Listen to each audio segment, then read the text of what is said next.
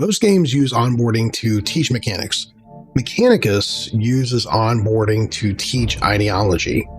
From the very beginning, the game starts subtly conditioning the player to think like the Adeptus Mechanicus themselves. Knowledge becomes power. Empathy gives way to efficiency. Humanity is replaced by functionality. Even your hatred of the Xenos is cold and calculated. And the fascinating part is that Mechanicus accomplishes almost all of this through systems design. One of the smartest things Mechanicus does is reinforce ideology through gameplay. In the tutorial, for example, multiple mechanics, systems, and strategies are explained, but you never feel like you're being lectured to. Every time you are introduced to a mechanic or system, you are also given a contextual reason for why it exists in the setting. The game uses these moments to teach the player what the Adeptus Mechanicus value. Very early on, you're told, like a true tech priest, you must experiment in order to learn. And that line quietly frames experimentation itself as doctrine. Even the servo skull that each tech priest is equipped with reinforces this idea. Scanning specific objects in combat generates cognition points, which directly fuels your abilities and more advanced weaponry, thus increasing your combat efficiency. Scanning enemies reveals their health and their resistance to both physical and energy-based attacks. In that sense, information literally becomes power. Curiosity becomes a rewarded behavior and motivation despite the risks. The game teaches you that knowledge acquisition is not just optimal, it is a sacred duty. Mechanicus also subtly changes the way the player thinks about people. Most RPGs, even many tactical RPGs, present characters as individuals first. There's often a general conceit that the character is more than just the class that they play. They have a background, a personality, and generally have a personal stake in the events that play out during the story.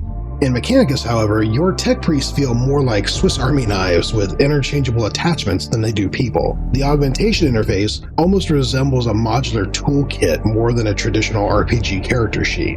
Each tech priest is essentially the sum of their acquired weapons, armor, cybernetics, and their disciplines. They're treated as autonomous toolboxes, and their bodies are simply customizable infrastructures. They are highly valued, but only as repositories of their accumulated knowledge and as valuable cogs in a larger machine. Humanity and sentiment play no part. When it comes to your support troops, the lower your brain function, the lower your value. The Scutari are your cybernetic soldiers. They cost some level of Blackstone, the game's currency, to deploy into a mission, and losing one of them is unfortunate, but also perfectly acceptable if they've been sacrificed to accomplish your mission or to protect your tech priests. As for your servitors, the game literally tells you that they are cannon fodder to be used and discarded. They are free to deploy, and allowing a servitor to soak a shot from an enemy Gauss rifle is not only logical, but you also gain cognition points for doing so. And by the time the tutorial mission ends, I doubt that there's ever been a single player that's taken issue with that logic. Your functionality takes priority over your humanity. In the Steam description for Mechanicus, we are told to advance against the enemy without mercy. This implies a certain level of aggression, but as stated earlier, even your aggression and your hatred of Xenos is dispassionate. In Mechanicus, advancing without mercy means tactical precision and ruthless efficiency. Effective positioning and efficient use of your tech priest servo skulls are rewarded with more cognition points, and your CP fuels more powerful weapons and abilities. You literally advance with purpose across the battlefield. Critical strikes can interrupt Necron reanimation entirely, incentivizing building for critical strike chance when gearing your tech priests.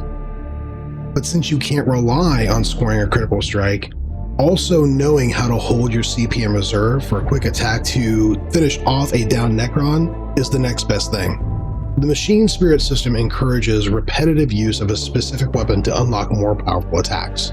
Yet mastery is achieved by knowing when to hold these augmented attacks in reserve, switching to another weapon to clear lesser foes, and then unleashing your machine spirit boosted attacks against more powerful enemies at the opportune moment. In this way, combat feels less like traditional warfare and more like an engineering challenge.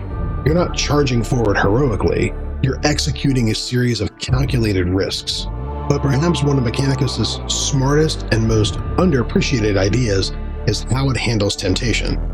Throughout the game, the player is repeatedly exposed to dangerous knowledge, forbidden technology, and opportunities for greater power. These can take the form of mysterious Necron glyphs, alien artifacts, even the remains of friendly troops on the battlefield. And almost every time, the game encourages curiosity and the potential to come away with something valuable. Perhaps it's knowledge, perhaps a piece of gear, or perhaps a quantity of blackstone. And yet, these moments always come with an inherent level of risk. The corpse of an ally could hide a devious trap. A Necron glyph could hurt you as easily as it could heal you. Tampering with an artifact could wake up more Necrons for you to fight. And speaking of which, the Necron awakening meter constantly reminds you that the clock is ticking. The longer a mission takes, the more enemies you'll face and the faster the reanimation becomes. And yet despite all this, the rewards for exploration and experimentation are often too valuable to ignore. This is brilliant game design, because it means the player experiences the exact same temptation that the Adeptus Mechanicus themselves routinely face in the setting. The game doesn't just tell you that the AdMech are obsessed with forbidden knowledge, it tempts you, the player, with that same knowledge. What really elevates all of this is how the Adeptus Mechanicus retain their individuality at the highest levels of their order. It would have been very easy to represent a cult of technology-obsessed, logic-based religious zealots as a hive mind. Instead, the different magos under your command frequently disagree about how to best serve the Omnissiah, which missions to take, and how to react to different events in the game. Some will prioritize caution and treat any xenotechnology with derision and suspicion. Others value new knowledge at any cost. Some express empathy towards your Skitarii allies. Others only prioritize ruthless efficiency. And this is incredibly important because it makes the faction feel authentic. No religion, no institution, no ideology is ever completely unified. But Mechanicus then goes a step further. By choosing which missions to pursue, and by extension, which magos to support, the player gradually starts taking sides in those ideological conflicts. And the moment that happens, the roleplay stops feeling abstract. You're no longer simply controlling Magos Dominus Faustinius.